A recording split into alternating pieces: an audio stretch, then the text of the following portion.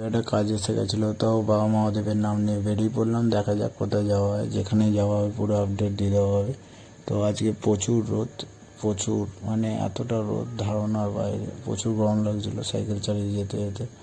যে কিছু করার নেই, কাজে তো যেতে হবে, কাজ না করলে খাওয়া দাওয়া হবে না। কারণ আমরা মধ্যবিত্ত বাড়ির ছেলে, কাজ না করলে কেউ জুটবেও না কিছু।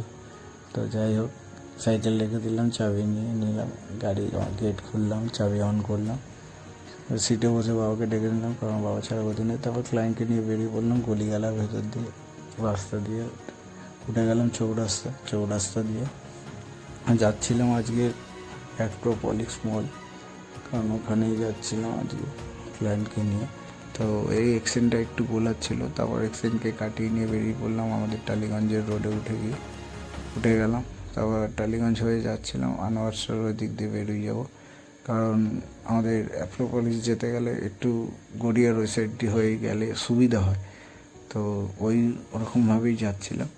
তো আমাদের ব্রিজে উঠলাম, এটা সবাই চেনো কোন ব্রিজ তাও বলে দিচ্ছি, lake garden bridge. Lake garden হয়ে যাচ্ছি, তো যাওয়ার পরে গড়িয়ার রাস্তায় উঠলাম।